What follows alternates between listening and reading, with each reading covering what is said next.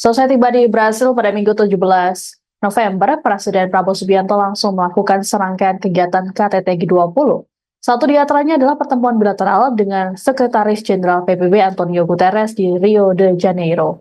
Dalam pertemuan ini, Presiden Prabowo menyampaikan apresiasi atas dedikasi Guterres dalam mendukung perdamaian dan keadilan internasional, utamanya mengenai masalah Palestina. Prabowo pun menegaskan kembali komitmen Indonesia untuk mendukung seluruh upaya PBB. Terkait komitmen tersebut, Prabowo menyatakan siap memberikan dukungan berupa pasukan penjaga perdamaian di wilayah yang dibutuhkan. Selain soal perdamaian, Prabowo juga menyoroti sikap Guterres yang konsisten soal perubahan iklim global. Menurut Prabowo, dirinya akan menargetkan sepenuhnya penggunaan energi terbarukan dan ramah lingkungan di masa pemerintahannya. Dikatakan oleh Prabowo, Indonesia bisa saja lebih cepat dalam mendorong transisi ke energi non-fosil, utamanya biofuel, seperti dengan penggunaan minyak sawit.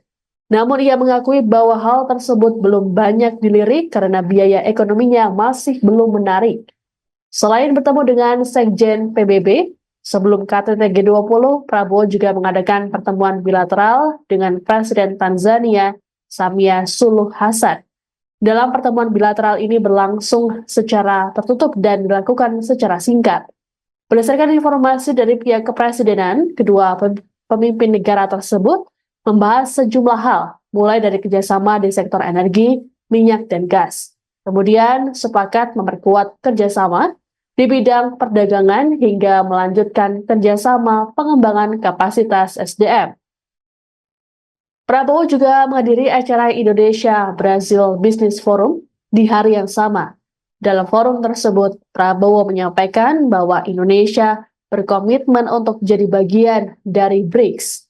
Hal ini jadi strategi untuk memperkuat perekonomian nasional. Adapun sehari setelah pelantikan kabinet pada Oktober lalu, Prabowo telah mengutus Menteri Luar Negeri Sugiono untuk menghadiri KTT BRICS di Kazan, Rusia. Menurut Presiden, Indonesia dan Brasil memiliki banyak kesamaan, di antaranya sumber daya alam hingga kesamaan di sektor energi. Sebelum bertolak ke Rio de Janeiro, Presiden Prabowo dan rombongan telah menyelesaikan agenda di China, Amerika Serikat, dan KTT APEC di Peru. Prabowo bertolak ke Brasil melalui Bandara Internasional Jorge Chávez, Lima, Peru. Selesai menghadiri KTT G20, Prabowo melanjutkan lawatan ke Inggris dan akan berkunjung ke Timur Tengah dalam perjalanan pulang ke Indonesia. Download Tribun X sekarang, menghadirkan lokal menjadi Indonesia.